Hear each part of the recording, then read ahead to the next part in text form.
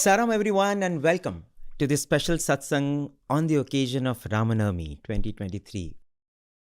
When someone utters the word Rama, what comes to our mind is the beautiful Ajanubahum, as they say, the exalted figure of Lord Rama, the son of Dasharatha.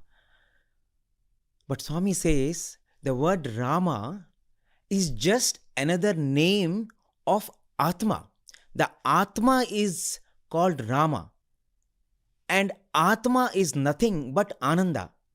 So Rama is nothing but joy, and that is the reason why another meaning of Rama is Ramyate iti Ramaha. Rama is one who is most enchanting. Rama is one who is most pleasing. Rama is one who is most mesmerizing, and no wonder for so many eons, for generations, for centuries, we have people singing the praise of Rama. We have any number of poetry, literature, art, the number of inspirations this Ramayana has given over millennia. It's because that name is so powerful, so bewitching. And Bhagawan says, it is this name that is the power which binds the universe. It is the power of cohesion. It is the power of attraction. It is the power that is behind the motion of the universe. If there is no Rama, there is no panorama, Swami says. There is no creation without Rama. And today, we are so happy that as Sai devotees, whomever we meet, whomever we greet, we always say Sai Ram. And Sai Ram has become a part of our DNA. Thanks to Bhagawan, thanks to all the beautiful insights that Bhagawan has given us about Ramayana, isn't it, Prem? Absolutely. And the more you speak about Rama, all those beautiful discourses that Swami has given on Rama. I recall the year we joined, the first summer course that we had, it was entirely on the Ramayana. Yes. And as you were saying, the glory of the name, the glory of the story. Another beautiful episode that just occurred to me is when Swami had been to East Africa.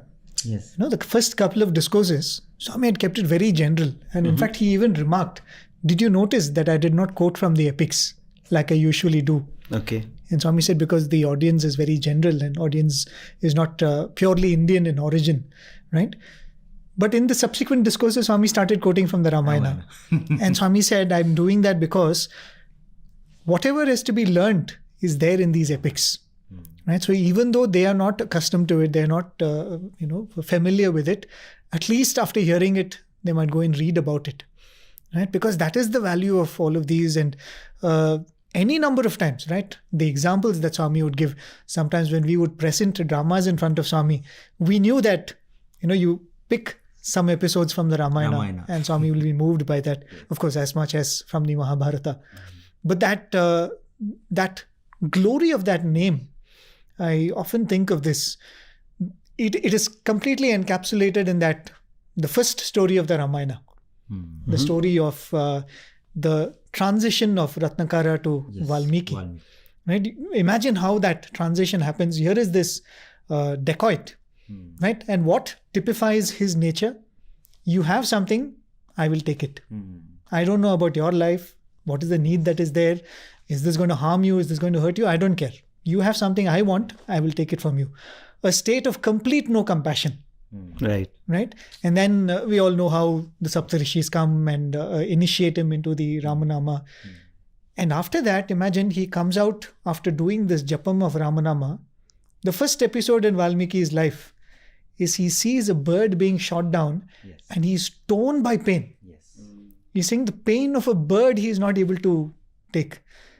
That is the sweetness of the name, that somebody who is characterized by non-compassion becomes so compassionate that he cannot deal with the pain of even a normal being like that. And I think that is the power of Ramanama. And I think in so many ways, we're all fortunate that Swami has attached his name to that name and allowed us to greet each other. Many times, when walking down the main roads in Parthi, you have a lot of these small children, otherwise it's very difficult to see them who come begging or who come asking for food. Many times I think that at least in this pretext, you're able to take the name of Swami. You're able to come and tell me, Sai Ram, give me something, right? So that must be some fortune that has brought them to a place where even though otherwise life has given you an unfortunate tiding, you're able to take the name of the Lord. And that's the glory of that name. It's so beautiful. In fact, talking of the name, in Dhyana Vahini, there's a very beautiful analogy Swami gives. He says the name is so sweet. For example, if you take the name of a mango, he says the moment you say mango, you experience the sweetness of the mango.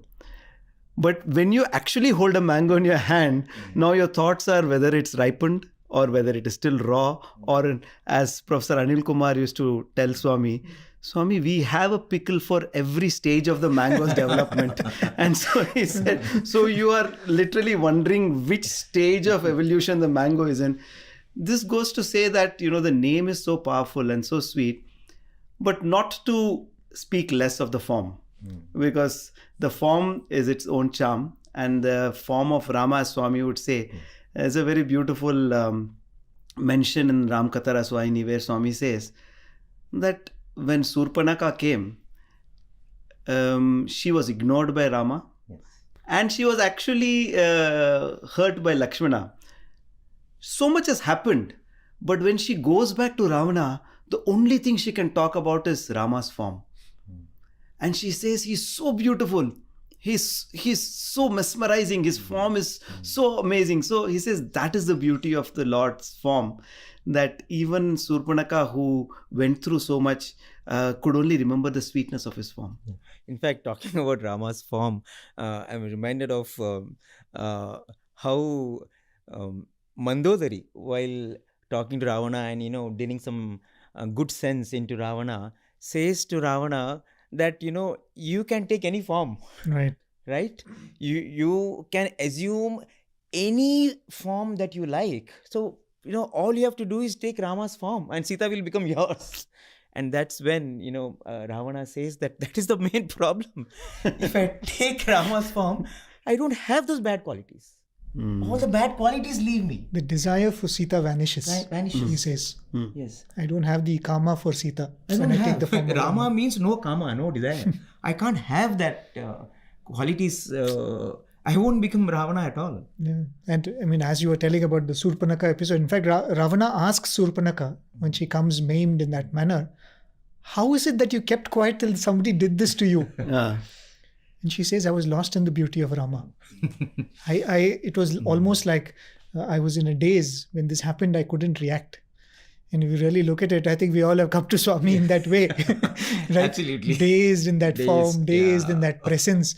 And Swami was chopping away things that have to be chopped away, chiseling away things that have to be chiseled away. True, so true. I mean, it's so easy for us to ruminate Relate on to Rama. it, right? Relate to Rama. It's so easy for us to imagine how Rama would have been, how Rama would have blessed, how he would have talked, how he would have moved, how he would have ate, how he would have joked, because we had Bhagawan with us. And it's really such a beautiful journey. For us, Ramayana becomes alive. Ra is Atma, Ma is the mind. And Swami says, Ramayana, Ayana is a journey of the mind to the Atma. Beautiful. And for us, this journey is so easy because we have seen that Bhagavan. And for those of us who have not seen, we can so clearly visualize because we have material with us. We have such beautiful pictures. We have those videos. And we have the story written directly by him in 2 volumes. So we can really literally feel how it was, and to make it even more emphatic, even more beautiful for us, we have Bhagavan himself directly revealing that he is Rama himself. And I cannot but think about the episode of Mother Ishwarama. Just a few days before Mother Ishwarama left her mortal coil, one night she was not feeling well. And the next morning, she calls Peddabhattu. Peddabhattu is a very senior lady who had the opportunity to be with Shirdi Sai and also with Bhagavan. And they were very close friends. So Mother Ishwarama calls Peddabhattu and he says, you know what? I want to tell you something. Something very, very interesting happened. And he says, oh, no, what happened? What happened? You tell me. No, you know what? Our Swami is God. and the devotee says, okay, tell me what happened. She laughs at it. Yeah, she laughs because, it's not as if Mother Ishrama did not believe in Swami as God, but, for her, that Vatsalya Prema was so much, over time that love for Bhagawan as mother had transformed into vibrant bhakti. Right. But at the same time, the motherly instinct, the motherly feeling for Bhagawan, I think it's so difficult for a mother to leave that. So she was all the time concerned about Swami's food, Swami's rest, Swami's movements, who is talking to Swami, who is close to Swami. And I think that is what overpowered her. Though she knew that, he is divine, she also called Swami as Swami only, as the Lord. And Swami also used to call Mother Ishrama as Ammai, as Grum Ammai. So Peddabottu asked, okay, tell me what happened. And then Mother Ishrama says, last night, I was not feeling well at all. In fact, I've been having fever for the last 4 days and I was not able to sleep. I was so restless in the bed and was twisting and turning and I was not getting a moment of rest also. And, and then when I really was in such a pitiable state, Swami came. So she asked, so Swami came in dream? No, Swami personally came. Oh, then what happened? Swami came and Swami asked, how are you? And I said, Swami, I'm not able to sleep. I'm having so much of body ache. Oh, Swami said, oh, okay. Don't worry. Swami said, these aches will go. And then Mother Ishrama was looking at Swami and she says, as she was looking at Swami, slowly the form of Bhagavan disappeared and transformed into the form of Sri Ramachandra with Kodanda and Kirita with a crown and bow, and Mother Ishrama got up from the bed and folded her hands.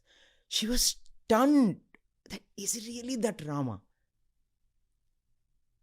And Peddabottu says, he is indeed that Rama. You're so lucky, you're so blessed that, people have only had dreams, but you have had a vision as real as it can be. What else do you need? What else can you ask for in this life? And when I think about it, I feel for such a soul like Mother Ishwarama, who was so pious, every Saturday she would go and worship in the Hanuman temple. Sunday she was at the Shiva temple, and we know how religious she was. And an embodiment of piety.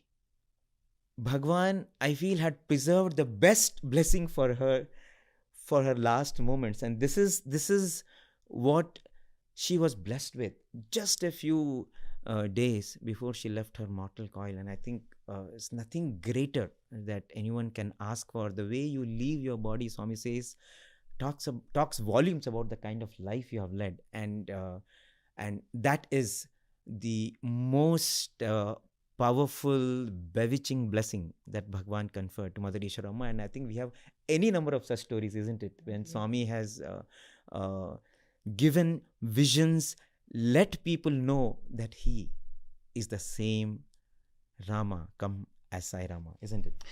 So true. In fact, while you are saying this was the last vision before Mother Ishrama gave up her body, there is another great devotee for whom Bhagavan gave this vision in his first visit. So I think this must be around 1950, 1951, if I'm not mistaken. The first time Swami went to the palace at Venkatagiri, and the Raja, the king of Venkatagiri, was a staunch, great devotee of Lord Rama. In fact, they said that he would do Nitya Puja, every day he would do puja, and he had timed it in such a way that if he had to travel somewhere, he would stop in a place, complete his puja of 1.5 hours or 2 hours. It was an elaborate puja. And at no cost, he would give up the puja. So he would worship Lord Rama in that way. And he was a staunch devotee. And we had the opportunity to go to Venkatagiri and actually take some shots of the palace and where Swami would stay. And we were taken to this sort of longish room. It was not a very wide room. It was a very narrow room and it was little deep. And our host said that this is a very special room. Then we asked what is special about it. He said, this is where the Raja had his puja. And he had the Ram, Lakshmana, Sita and Hanuman statues, and he would do puja here every day for nearly 1.5 hours or 2 hours. So now the first time when Swami went to Venkatagiri, the Raja probably, yes, this is divine, he is God, but he couldn't really connect him with Lord Rama.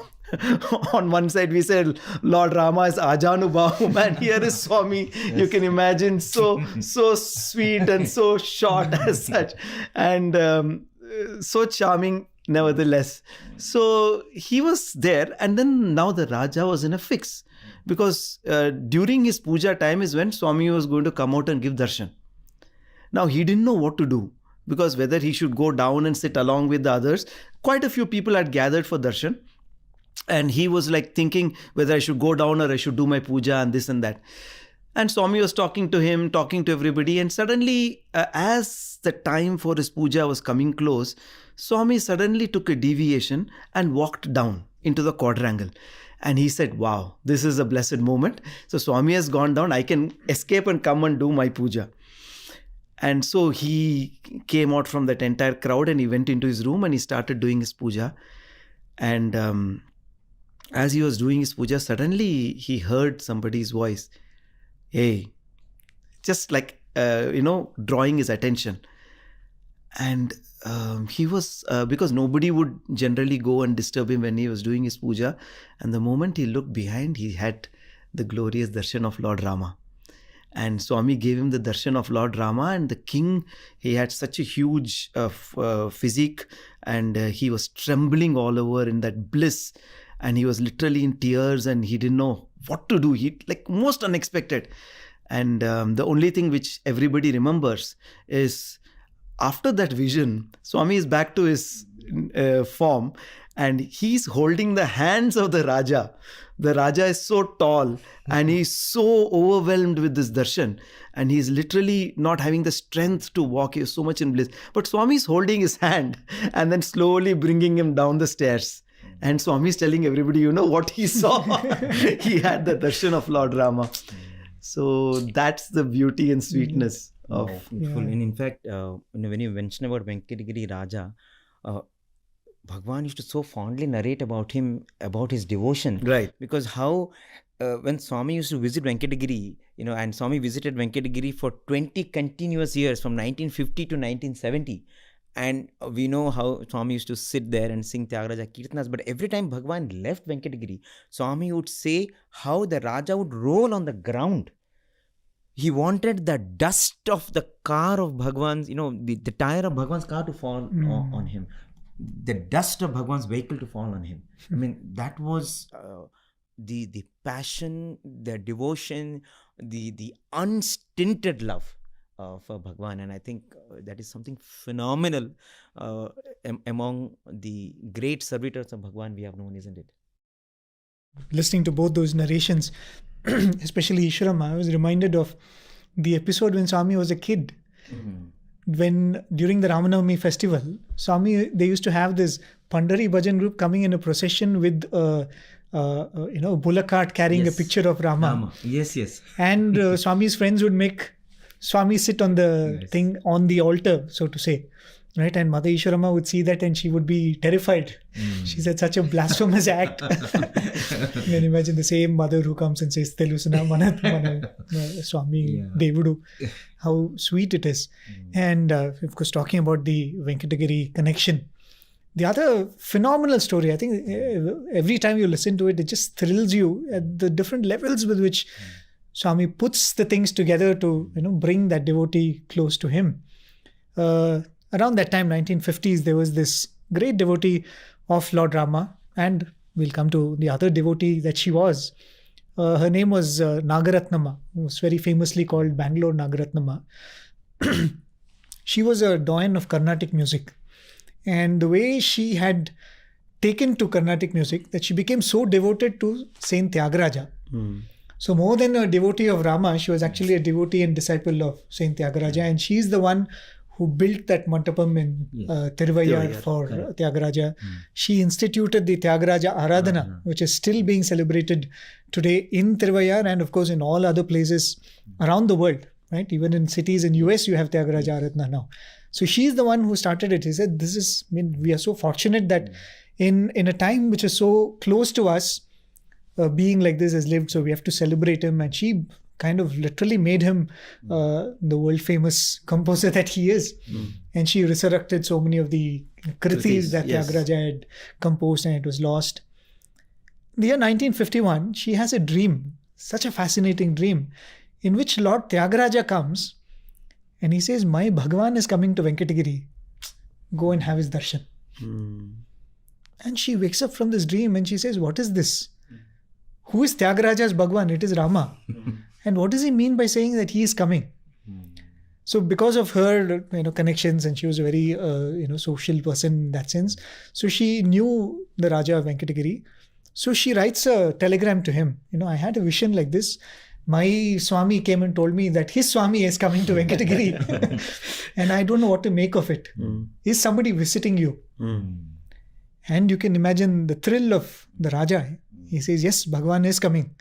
Do come and, have the fortune of taking his darshan. And she comes. And when she comes, she meets Swami. And she performs for 2 hours. All the Tyagaraja kritis in front of Swami, and Swami, so blessed, Swami sings along. She asks Swami to sing a few songs, and Swami, indulges, and Swami sings a few songs. And then I believe Swami materializes a statue of Rama and gives it to her. And then Swami asks her, what do you want? She says, I don't know, what more can I ask for? Right. I've asked everything, but if you so are pleased to give me something, she says, give me anayasa maranam. That I should die without any pain. And at the moment I'm dying, I should think of Rama. And Swami says, definitely, I bless you, this will happen. And I think shortly thereafter, I think maybe within the next 1 year, she passes away exactly the same way. Very, very peacefully. Swami actually mentions and then later the date when she's going to... is it? Yeah. But later Swami does mention that I went to Nagaratnam, I gave her the vision that I promised her. Oh, okay. Right? So how beautiful is that connection? I reminded of, I think, is it the verse by Bhartrhari? He says, I want to be the dasa of your dasa of your dasa. Yes. It is like that. She is Rama's disciples, or, devotee in that sense. But even that devotion, if it is pure, right, you are drawn. How beautiful it is. That. Talking of the Carnatic music and her rendition there. This is the incident from the Purushothamananda cave, when Swami's visit to, this was narrated by Raja Reddy Garu, who was there right next to Swami at that time. And so what happened is, Purushothamananda is already in bliss. He was a disciple of Ramakrishna Paramahamsa. So they are from the Ramakrishna Mutt. And he was already so ecstatic with all that was happening, and he was a great lover of Carnatic music. And so in the evening, I believe, when they all were seated, there were these famous singers, Ram and Lakshman, who were, Swami would say, national award. They were also from Venkatagiri. They were also from Venkatagiri, yes. And then, so they were great Carnatic singers. And Swami was also in a very happy mood, because Purushothamananda was in a happy mood. And Swami asked the great sage, Swami asked him, ask me, what do you want? And then he was also so happy, and he said, Swami, I love these kritis, Tyagaraja kritis. I want to hear 2 of the kritis. Swami said, ask which you want. And then he told 2 kritis. And everybody was perplexed, because nobody had heard of these 2 kritis. And obviously the most perplexed were Ram and Lakshman, because they, being great singers, they had also not heard of these kritis. Probably very, very rarely heard kritis. The moment he named them, Swami started singing them. Wow. And Swami sang them with so much of, all the familiarity and also the words and the tune. So he was completely lost in a trance. And in that joy, he said, he has only sent you. He has only sent you. So he was saying that. And then Swami, with a beautiful smile, looked at Raja Reddy Garu and said, who has sent whom? He has only come. Said, who has sent whom? He has come. That same Rama has come. So I think... In fact, there are occasions when Bhagawan would leave Prasanthi Nilayam early in the morning. And Swami said, I had to leave very early in the morning because in those days, no one had any clue about Bhagawan's movements. So people would always be alert to follow Swami. If Swami is going to Vrindavan, if Swami is going anywhere, people would always be there to catch that glimpse of Bhagavan on the road. People will always be there to follow him for miles. And Swami wanted to escape whenever Swami had to do this quiet escapades, quiet journeys. So Swami said, I went very early in the morning, just like Rama, when he left Ayodhya with Sumantra, he had to leave very early in the morning because all the Ayodhya vasis were sleeping. Quietly he slipped away. That is how I had to also quietly slip away from Prasanthi Nilayam. No, in fact, Swami adds a detail there in the Ramkatha Raswayini. He says that all were sleeping. Right. He takes the chariot, tells Sumantra, do one thing. You misguide them. Misguide them with the tracks of the chariot, because otherwise people will not leave. So the chariot goes this way and suddenly they find themselves coming back in circles. There's a beautiful talking about Tyagaraja and his devotion to Rama.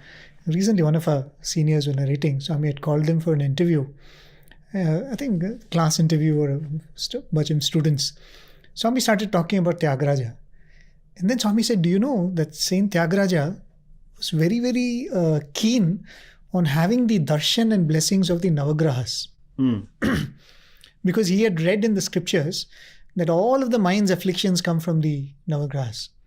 And if you get the blessings of the Navagrahas, the mind becomes very stable, and then you can turn it to any direction that you want.